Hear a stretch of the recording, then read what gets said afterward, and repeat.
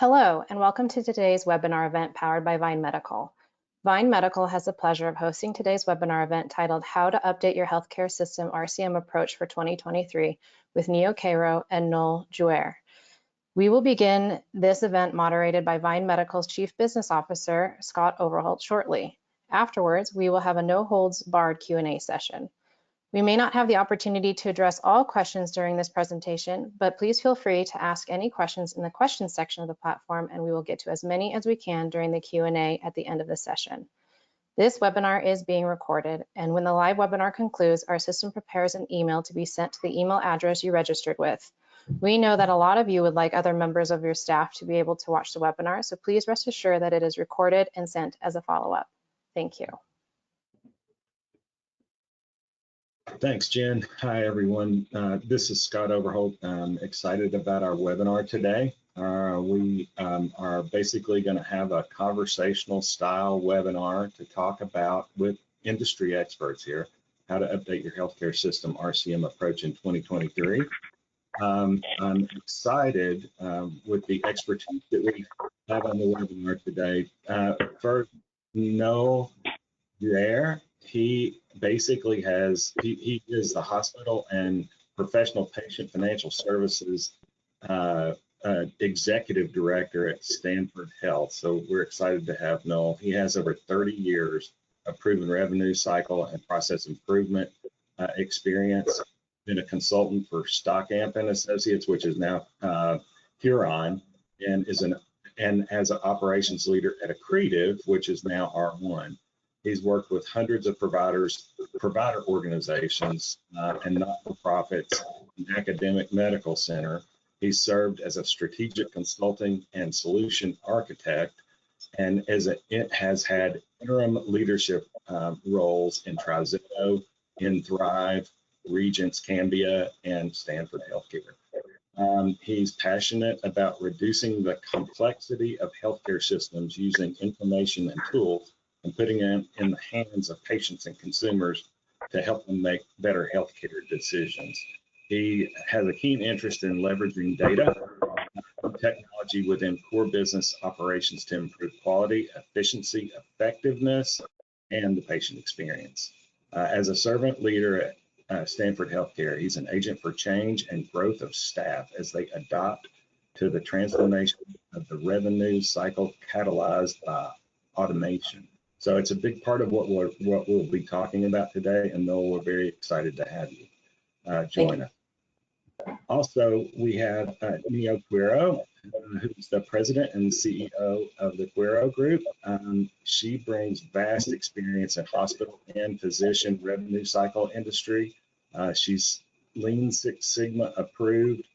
She's presented in front of Congress and has led a program that led to the standardization of healthcare data exchange for the military.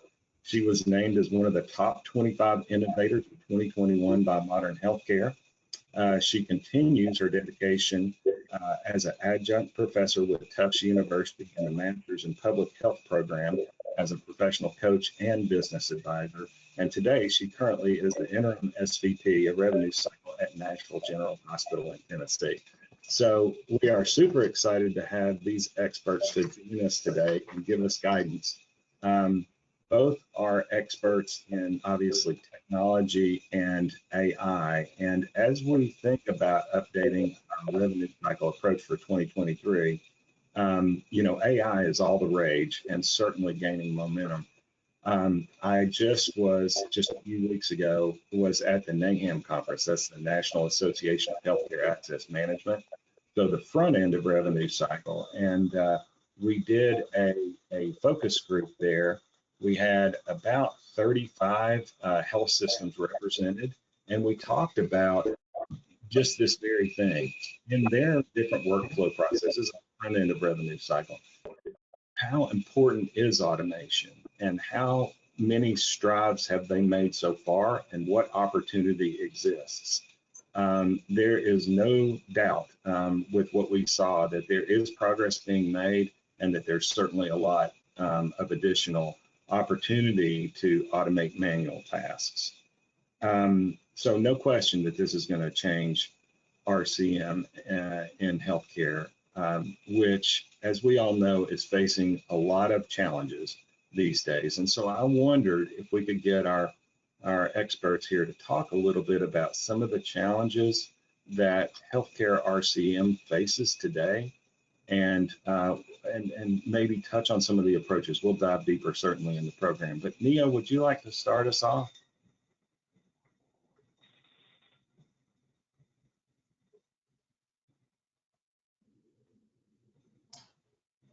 I can't hear for some reason. So let's go quickly to Noel. Noel, some of the challenges that revenue cycle is facing in the current hospital environment that we'll talk about addressing today.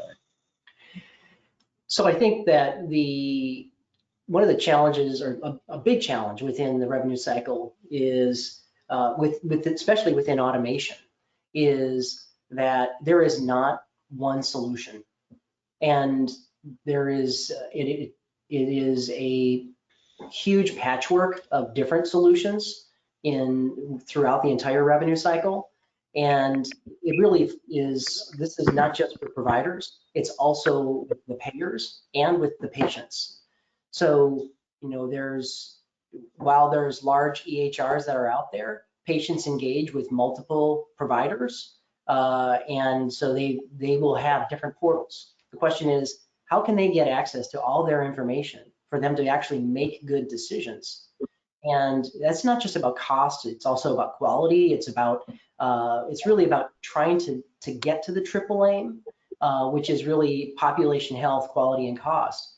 Automation is not going to be able to solve all of that, but it needs to be front and center about how we approach our overall revenue cycle automation strategies. And at the end of the day, there are two major influencers in the industry, and that is the providers and the payers. And right now, we don't necessarily work very well together, and that makes the patient get stuck in the middle with a lot of messiness. So we need to figure out how we can streamline all of those processes. Automation is part of that, but I think it goes beyond that. Nio, what are your thoughts? Absolutely, and please forgive me for losing connectivity, but it all comes down to that foundation, and we do have a very matrixed and broken foundation.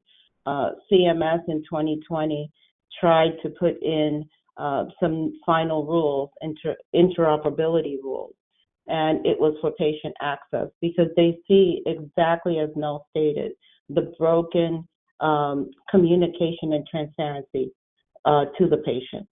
So they actually focused on making the payers give the patient information about their care and to communicate payer to payer when that patient is moving from one vertical to another to a different facility, and also getting that patient to have the ability to understand what is going on in their care journey.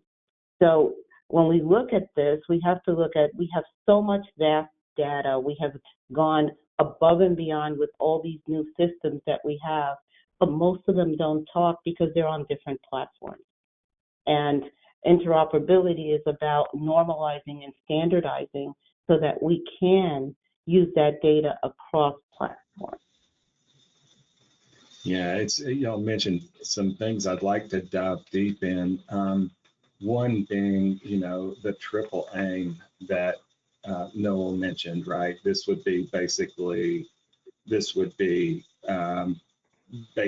population health, initiatives, us trying to provide quality care and quality service levels, at the same time dealing with the cost restrictions that we have in today's environment with reimbursement pressures and other pressures, cost pressures that are existing out there. So how does AI help with this triple aim philosophy? Noel, since you brought it up, let's go to you first.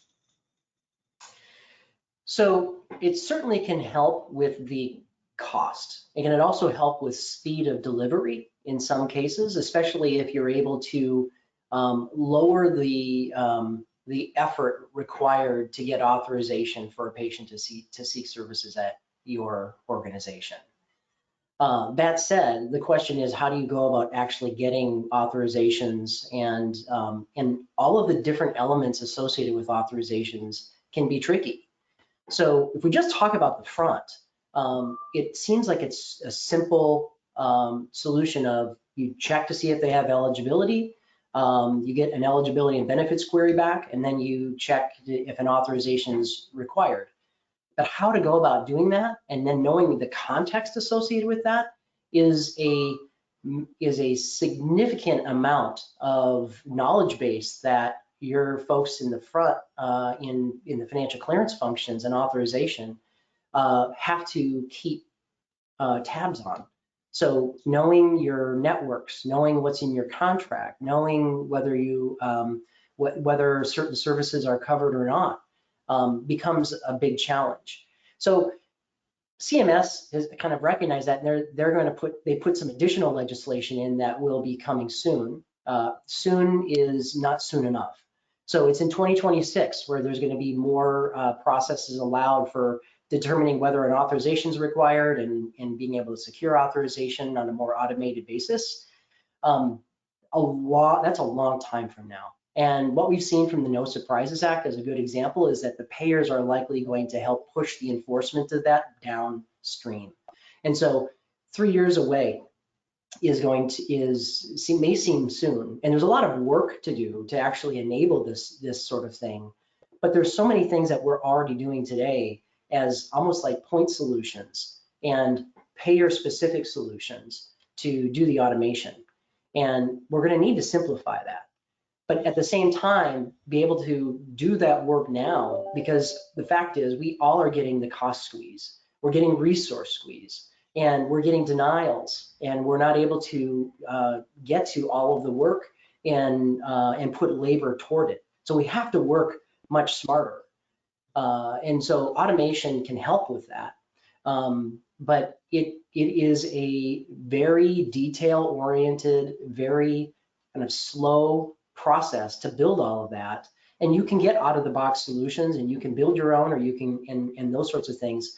But regardless, the operational architecture and the operational changes are fundamental. And you need to begin to organize your staff to know what you're going to have to manually touch and what is the system is going to be able to touch, and be able to trust that, but be able to validate that. And your resources essentially are going to be changing in their skill set and capabilities to make sure that if something does potentially break, that you have a way of being able to pivot. And that is something that we're not necessarily very good at in practice. As leadership, I think we may, but as operations and getting the entire boat change, being able to steer is very difficult. Yeah, thank you, Noel. And Nia, with this triple aim in mind, this population health, quality, and cost balance that we're trying to create here, with your expertise in AI and automation, how can that help us to do a good job here with this triple aim?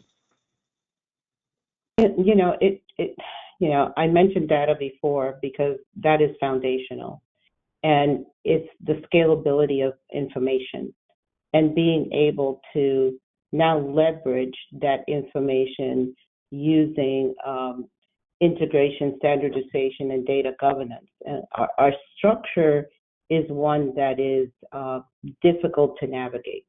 We all started with data warehousing our information and trying to understand our patient, because population health is actually looking at the patient as a whole person and understanding everything from who they are genetically, but how their behavior impacts their health and impacts how they will navigate health. So we gather all this information, we put it in the data warehouse, which was great, but the problem with data warehouse is hard to get the information out of it. Then we all transferred to data lakes. And data lakes were great because now we could sort of standardize the information and use Power BI, Tableau to get that information out. But there's the problem of the integration of data that's in the cloud and data that's in hardwired. And how do you get everything moving in the same direction so that you can truly integrate and scale up? And that's where we are now. And a lot of people are talking about using Databricks or using data lake houses to be able to do that. But as much as we work in understanding our data, we need the payers to work with us and create a language that we all can address and understand. One of the things that happened, Noel and I were talking earlier about when you get a denial that says the authorization is not required, no authorization denial. And you're saying, okay, why is that? Well, the fact of the matter is you got a denial because the authorization was not even available for that particular care issue. So you're getting an you can't get an authorization, you're getting a denial, and it doesn't align with the plan because everybody's talking a different language. And we're in a situation that we have no normalization of language. We did the X12 and we thought we were going to get close, but we're not. We're nowhere near it. The payers keep changing the codes to mean something else in their black box. And it's to the point that as much as we want to use AI in the area of prior authorization, in the areas that we are communicating with the payers, they're looking at it as an opportunity to change the game and not let us get in so we can fairly get what's due for our patients. And Noel, I know that you have a few points on this one because we spent a lot of time discussing it. Yeah, I mean, so if you look at kind of interoperability, there's like 4 different kind of stages. Like foundational is just being able to exchange files, and there's structural where you actually have kind of a data set that both of you can say this field and this field and it's the same. But then you get into the semantic piece, which is where you're actually saying, this is the information I'm getting back and I can actually start to take action on it. What Nio is talking about is organizational, where all the stakeholders are able to update and change their processes to be able to simplify those processes by being able to exchange that data in a rich basis that has context with it. So what we have when we look at, say, the eligibility and benefits query is you're getting the eligibility and benefit information, but nobody implements that consistently. And when you actually do a service-specific query, it's not that service-specific, and there's some general codes.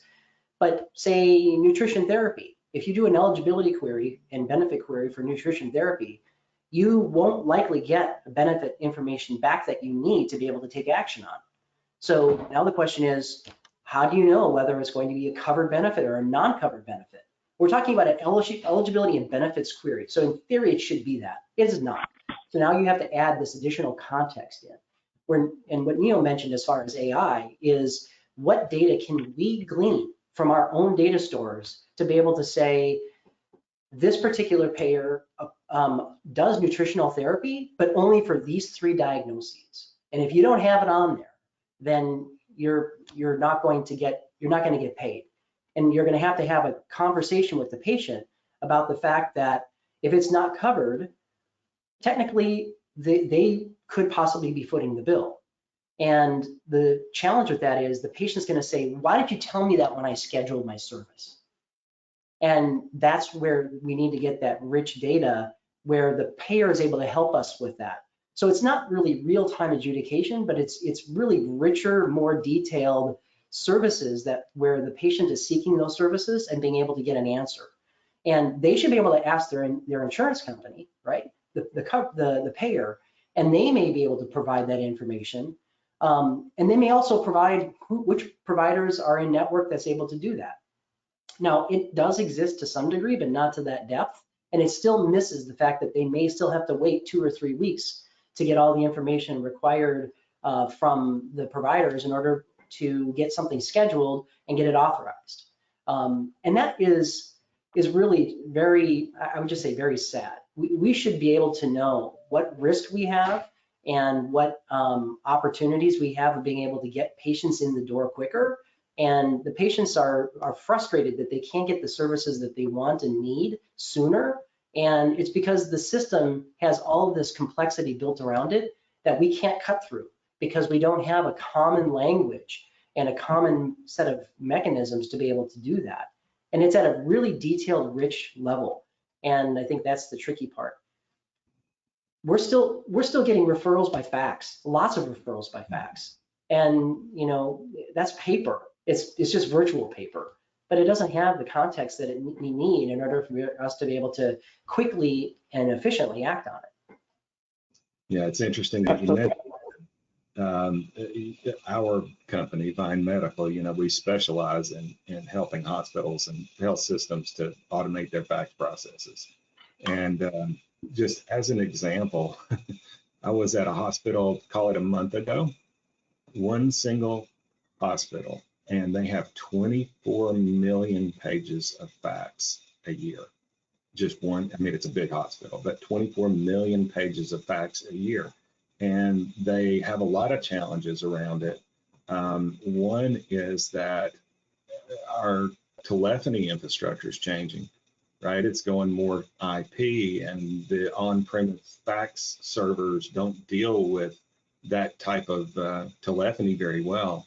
So the solution there is moving to cloud-based, fax services.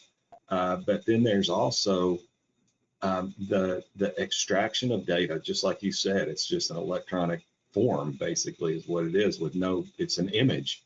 And so people are having to look at the image and extract the data and index the image and the data to the patient, and then upload that to the EHR. We found out in a recent survey that average process per fax is just over 5 minutes of manual effort required. And so we focus a lot on helping hospitals to be able to automate that process and get it down to either a touchless process or one that's sub 30 seconds to help them deal with it. But, it highlights the point that interoperability, Nio, that you mentioned as well, could solve all that. Absolutely. So, yeah, very interesting. And so what are the key challenges that we face to create a more interoperable network out there, whether it be with payers or whether it be with other providers? What are the hurdles that we need to get over as an industry to make this a possibility? Well, I think that both you and Noel touched on it. Everybody is at a different level in their IT journey. We have organizations that are still using paper fax. They're not even in a cloud-based fax environment. We have payers that you are trying to work with the payer, let's say on a special project, and they say to you, I need to have 3 Excel files because they cannot just exchange information with you. And they have 3 different systems that don't speak to each other and are on different platforms. So we are all driving from different platforms, whether it would, and we're all driving different versions. I mean, there are people that are still in 2012, platforms in their software of their EMR. There are people that are not using the most current versions that are out there. And that causes that issue with interoperability, is that we cannot communicate across systems because the systems are so disparate that it would take a Herculean effort to get them to communicate. So integration is a major issue. We talked before about standardization, common language, another major issue, and scalability. We have a major issue that many of our softwares cannot handle high volumes of data at one given time. So we have to either make these batch jobs that happen in the evening or happen at times where people are not as involved in the production system. So all these things put limitations on our ability to actually integrate and exchange data across each other so that we can provide our patients a seamless, true longitudinal record and experience that they understand that they saw that doctor today at 2 o'clock, and as they're walking home, all their information is updated and they know what's next in their care journey. We can't do that today because we don't have the data governance to do it, and we don't even have the security to do it in addition to the integration issue. We need the payers to help us drive our costs down. And, you know, when we really peel back the covers, the payers, you know, there can be high level of profitability there, but there's also a lot of payers that are themselves struggling, especially on certain lines of business. So it's not like they're all making money in hand over fist. We all have to look at the costs. And at the end of the day, if we were able to do that and make it more efficient, there's a lot of people employed in basically supporting this. And so there's some entrenchment there. You know, as Nio mentioned, as far as the integration, you think about being able to get a claim status and a meaningful one. You know, what's the status of a particular claim? You know, in many cases, you can maybe get some of that information, but you have to go to their payer portal, which is they're all different. They're all different flavors to be able to look that information up. And perhaps they don't support, you know, 275 transactions. We need to demand that they start adopting the standards that are out there. We need to demand that they accept FHIR, you know, transactions for being able to exchange clinical data. We have, and quite honestly, the way to do that is to start actually baking it into the contract and say, if you're going to continue to clip my reimbursement, being able to put in a kicker to say, if you do not help me make it more efficient, then you're going to give me double the clip that you gave me and pay for it. And so we've started to put specific language around being able to adopt better data exchange and actual interfaces with a number of our payers. It is not easy, but that helps with that. You know, the other thing is our own, you know, our most organizations, their largest payer is Medicare. Medicare doesn't accept 275s. We need to demand that Medicare accepts the X12 standard of a 275. If I need to send paperwork over to Medicare, I can send the information saying paperwork is coming in my 837, but I actually have to fax a form once I get the ICN number to my MAC. What if they're talking about interoperability and talking about those sorts of things for authorizations and those sorts of things and making a demand? How come we're not demanding that CMS actually eats their own dog food and actually is compliant with the standards that they essentially are responsible for making sure that we're adopting? It is preposterous. So we need to be very loud in that voice. And when a patient is frustrated about the fact that it's taking a long time to get an authorization, we need to be starting to help them become part of our voice too, and pick up the phone and say, you know, you're making it too difficult. And well, the question is whether our patients are going to do that or whether we demand that out of the employers, because the employers have a lot of power, and they're the ones that essentially in the end game are driving most of the rate changes that happen in an organization. You know, go ahead. Yeah, one of the things I can say is, as I go across the country, more and more large organizations are working with the significantly large employers in their state, and they're having these conversations. And they're actually saying, hey, if you work with us, we can give you a reasonable rate to do business with you, but it can't be a situation that we come up with good rates and we're losing money because we still are getting denials. We're still not able to navigate the landscape because it's set up against us and against your patient. You know, as Noel mentioned, FHIR, APIs, if you're going to use FHIR, APIs are the way to go. That's the way to communicate. That makes it clean without having to do a very difficult interface. Do a simple plug and play, and every single payer has the capability to do this. We are making this business harder than any other business that is out there. You know, if we take a page from the banking business, we would have been done with this interoperability over 10 years ago. But reality is that right now we have the technology to get us there. Our payers have to become our partners. They are struggling, we're struggling. We have the same shortage of staff.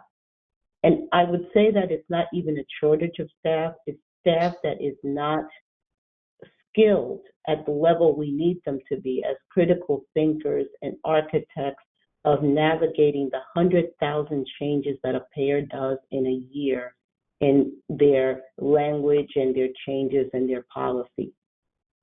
We need to be able to navigate our landscape in a way that we are intuitively working and that we are working as partners. You know, 100,000 changes happened last year within the payer landscape and policy. That means that we need machine learning for our front desk people to know what's happening and what's changing from one payer to another.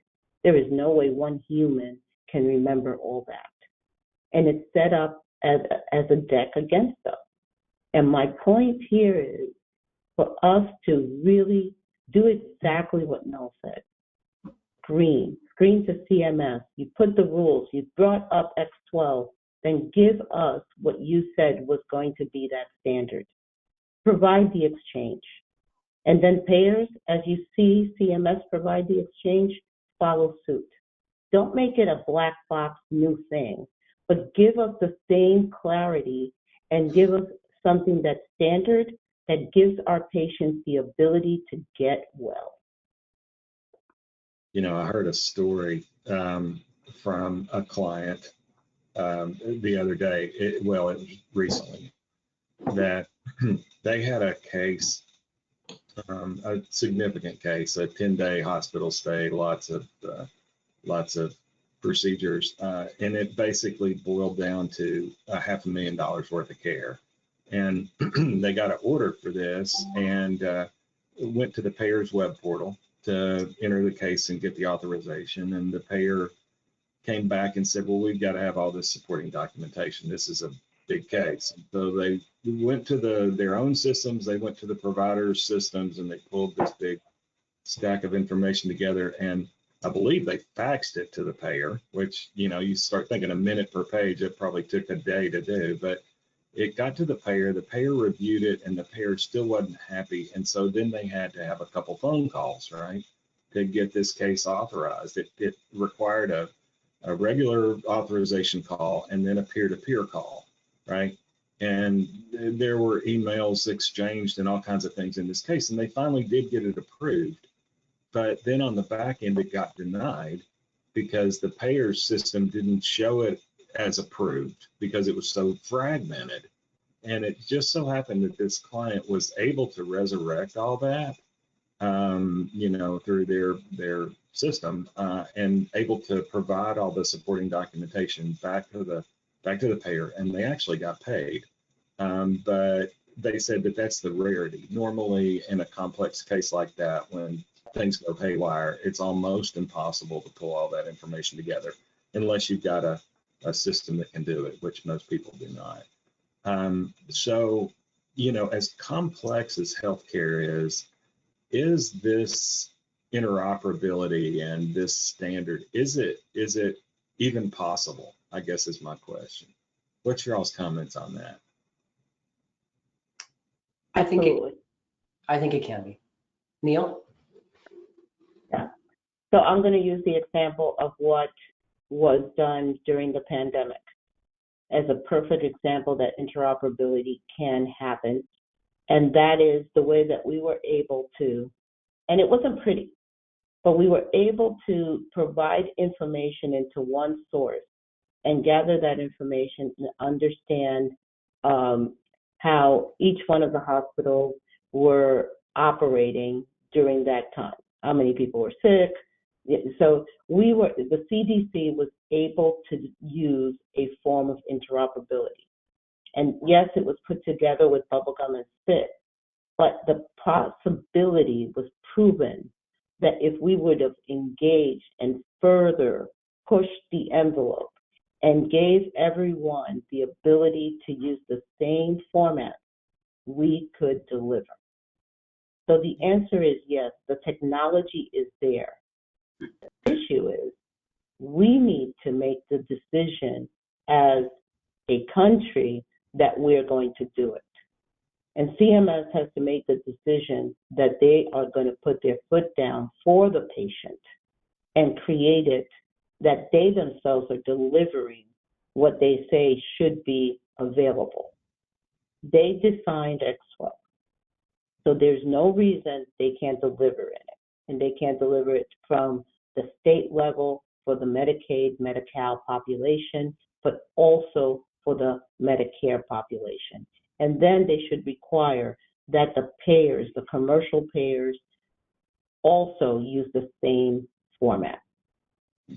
This can be done. We all use a UBO for it. We all use a 1500. So we have been able to do some standards. Now this is very simply expanding that and stop trying to hold our patients and our providers hostage financially. I think we need to think globally. You think about, well, how do we affect change in knowing that it can take a lot. But if you act locally, you can actually demonstrate it works. And when you demonstrate that it's able to work, then magic starts to happen. So we recently started working with a couple of our payers where it's a Medicaid HMO plan. And we see their patients and we have authorization requirements and those sorts of things. And getting the initial authorization as a tertiary, quaternary provider, we really are going to mostly see those patients for higher level of care transfers. And in some cases, those higher level of care transfers are not EMTALA transfers. So EMTALA transfers, we take them in, we're essentially obligated to, right? So, but those that are higher level of care that are not an EMTALA transfer, where they just know they need to get the patient in the next 3 or 4 days to Stanford, we were having to get authorization and secure authorization. And we had some conversations to say, if the transferring facility that you've authorized services for trusts us that we're going, and they know they need us, then don't require an authorization. Just let us take the patient, streamline that whole process. And when they do that, they're going to notify you. I don't have to do the notification. Like, they're having to do that anyway. So essentially what we're talking about is, it's not exactly like they're forklifting the authorization over to us. Essentially, they're just saying, we're going to end ours and we're going to help you start another one, but it can all be handled through a concurrent review process. And essentially, it requires a level of trust from both sides of the organization and very clear dialogue about the fact that if we end up getting a higher level of care patient and we keep them longer and now it's becoming more expensive, how do we make sure that we have open conversation about what happened there and determine if there's better standards for the level of care transfer and better mechanisms and metrics to know when Stanford should take those patients and where maybe they should go somewhere else. And so it is possible. And so that's a Medicaid HMO. We also have a national payer that's asking us the same thing. And so I have hope that that's starting to talk about interoperability, making it more streamlined. And if that makes, especially for high level cases, where in some cases this patient may end up hitting stop loss, it's expensive for everybody. So I think that there's an opportunity to when we look at that to determine If, say, a patient is seeing a provider somewhere and they need a subspecialist for outpatient services, we can start to do some of the same things. We just need to say, it works in this use case, why can't we expand it? And let's work together to do that. But it does require changing the dialogue and changing the relationship, which Nio said. And it's going to require building levels of trust that in the past have not really existed and still are very strained because of the whole, kind of pay and chase or denials and authorization issues and those sorts of things that essentially conditioned us that we're on two different sides of the line. And at the end of the day, we're both stand on that same line for the patient. Absolutely. And more importantly is we have to make sure as we have these conversations that it's available to all providers. Not everyone has a large idea, and there are a lot of small community hospitals, essential hospitals that don't have the money to have the most sophisticated IT department, but need to have the same level of interoperability and access to authorization and transfer care models that were spoken about by Noel. We need to create a level playing field so that our patients are taken care of and our providers have the money to be able to deliver the care at the highest level. Yeah, it sounds like, Noel, you mentioned the concept of starting local and growing, which I think is certainly a great approach. It sounds like the situation is so huge that legislation is going to be required. Do you agree with that? And then if so, how do we go about getting this all started? Well, so AI has been in the press a ton, and there's a call for more regulation, right? There's call for having better regulation that we need, but we need to also understand it. So we talk about, Chat GPT and how would a provider potentially use Chat GPT to write a good appeal letter. I'm going to tell you the payer is also going to use Chat GPT to write a good denial letter. So, the question is, how do we have the conversation about how we support regulation and also be able to create a mechanism so part of it is regulating the dangers, right? Preventing something, bad from happening. But the other thing is we do need to regulate, or at least just get very clear on forcing adoption for things that already exist that other people have, right? So, I actually have a deep amount of empathy for payers because they have a patchwork of systems in their world as well. So Stanford has an Epic Payer platform. We're an Epic customer, and we essentially, we are able to exchange clinical documentation, but it's mostly limited to HEDIS and risk and those sorts of things with one of the payers that we're doing because of their systems and their internal kind of rules and governance about not taking data too far. Well, that's interesting, right? Now they're kind of have internal governance to be able to make sure that they don't get in hot water. And it's actually preventing us from being able to have that document transfer over for to use. It's a different system for And then if it goes into potentially a high dollar case, which have potential stop loss, it's a different system. And then it goes to the claims. And when I have to drop a claim for stop loss, I have to send it to a different address, sometimes on paper with documents in a large health plan that already supports claims attachments. So we basically just need to say, figure out how to get the data. If we put it somewhere, you then begin to move that data elsewhere. I think as providers, we actually have somewhat of an advantage because most of us don't have a massive patchwork of systems. I mean, we still do, yes, but it is probably more integrated to some degree than what the health systems or the health plans have. And so we really need to help them help us. Excellent. We have a couple questions that have come in, and we're coming up on time here. So I wanted to just ask you both for any closing comments here before we go to these couple questions that have come in. Any closing thoughts here for our audience? I would say that know your environment.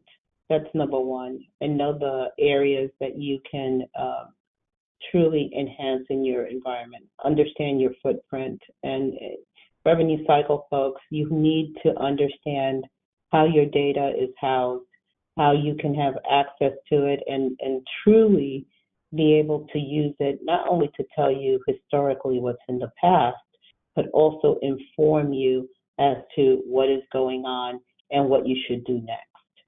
But on top of that, one of the things that we've talked the most about here is about the relationship with your payer. Have the conversation. Look for that capability to add to that contract, having data exchange, and making it so that you are creating a seamless environment and avoiding the need for the denial because the communication is being done ahead of time. We can make this change happen, but it's not going to be being quiet. We have to be loud. Yeah, agreed. Embrace automation. Find good use cases that are going to be able to give you some good lift, maybe with the low-hanging fruit, knowing full well that it may be replaced and supplanted even in 2 or 3 years.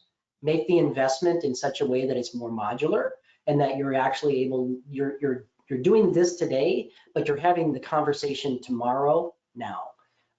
And for organizations that don't have a huge amount of system sophistication, finding partners and also having conversations with the payers that are most important to you to make it simpler, and just ask the questions and be willing to have the dialogue. It's not always great, and you may get no, but if you never ask the question, the answer is always no. And so a maybe today is a yes tomorrow. Great advice, both of you. Thank you for that. You know, and I agree. And if one of those low-hanging fruits thing has in your organization has to do with automating fax, let us know. It's really a hot topic right now, and we can certainly help. So there's a couple of good questions I think that have come in here for both of you. Oh, and there's Nio and Noel's information on the screen if you would like to reach out to them directly. There's contact information for you there. We had a question here from Emily that says, how should a healthcare system struggling financially begin to invest in technology and automation? That's a good question. It's more than putting it in your budget. It's understanding your current technical debt and being able and having that conversation with with technology department, your IT department, to have that conversation and to understand that you're building something should have, especially is going to have an ROI. Sometimes we can get caught up in trying to figure out where the ROI really is, and really understanding that a simple pilot that essentially can then get the flywheel spinning and then figure out how to turbocharge that flywheel is the key piece. So you're going to have to budget. You're going to have to change your resourcing. You will either you upskill or you reskill, or you also infuse with some resources that can help guide you with those conversations of the interface between operations and technology. That role is essential, and that role creates a massive amount of value. It's both tactical and strategic. I think that beyond everything Noel said is completely on point. You want that fusion team that understands the technology, but understands operation, because at the source of it, you must identify your problem and go after fixing that problem. As you select your vendors, it has to be about fixing the problem identified, not what they're comfortable doing. If they're doing other things, that's not the investment, that's your investment. Your investment is in fixing your problem. And understand that you will fail at points when you are doing new automation. And the reason you'll fail is because there's so many external factors that are continuously in change. But that is a good thing. You got to fail fast and be agile and understand that failure is the first attempt at learning. And it just means that you learned that that didn't work and you have an opportunity to do something different. But your budget has to be focused on understanding a problem and fixing that problem. Then you, from there, can build on and create a true digital transformation. But be a pioneer, go in curiously, and fix a problem. Find a good partner, and remember that your partner should be able to tell you the foundation that they're using, their AI foundational system, and should be able to also tell you what type of expertise they have. If they are not transparent, that is the wrong partner. Excellent advice. Thank you both. You know, I was gonna add, and you both mentioned it to some degree, that these are it's an investment, and it should also have a return, especially if you tie it to your bigger problems, as Nio was saying. If, for example, this is one example of many, if, fax handling is an issue, you can take it from over 5 minutes to under 30 seconds with a nominal investment that has great ROI. So it's just one of many, many examples. So a good place, if you're struggling financially, a good place to invest in some of this, certainly some of this technology. The next question comes in from Jennifer, and it says, what frustrations or problems could healthcare systems face if they fail to begin implementing processes that work toward interoperability? Another good question.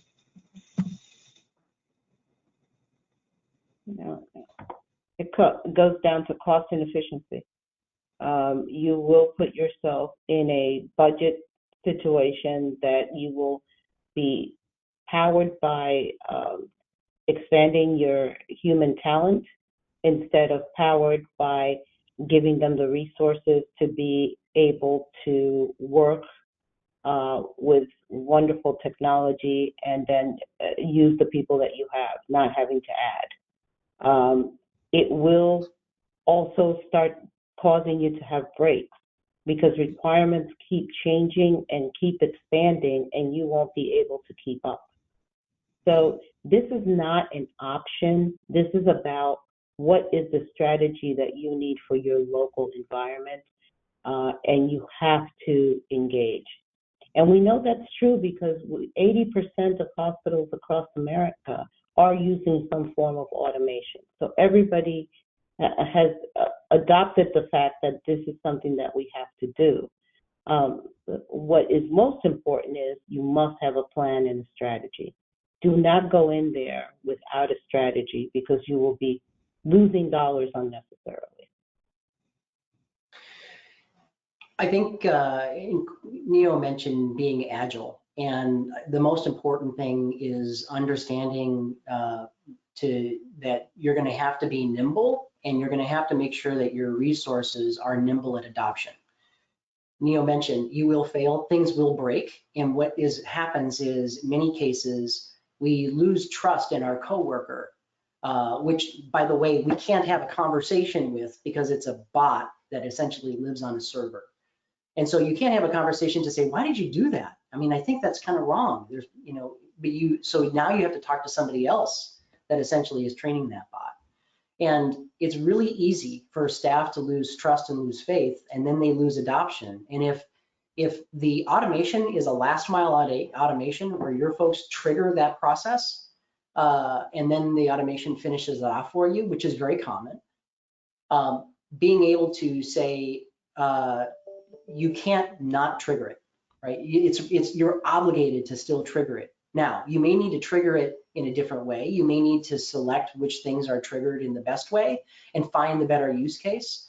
and then get ruthless at letting every single one of those go through the automation, and then work toward how do you simplify things, how do you identify things better that can then be moved to the next set of automation. It is highly iterative, and it, oftentimes builds will take 10 weeks. Adopt sprint cycles. That's the way you're going to be able to be successful, because it will take time to get the flywheel moving. But once you get into an opportunity where someone says, oh, this looks like this, and the payer portal is almost the same, but a little bit different, but it's the same sets of screens, your folks can start talking with more of a contextual language to the folks that are writing the automation. And then at that point, you can show them what to do, and they can build that.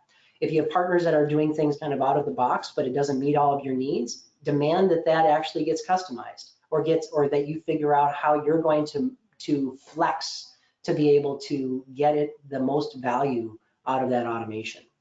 But you can't give up on it. And you have to continue to monitor it. Automation is not a once build. It is a living environment that continuously changes, because the payers change their websites. So what the automation was grabbing from one area can change into another field in another page. So we have to be those agents of change for the automation. That's back to that fusion team that we were talking about, operators that understand the process, but also can understand critically how to think in a workflow manner so that it could guide the automation for change. Excellent guidance on both of your parts. So thank you so much, Noel and Nio, for sharing your expertise with us and the industry today. And Jen, any closing remarks before we end the webinar? We're pretty much at time here. I think we're good to go. Okay, thank you all so much. Hopefully we were helpful.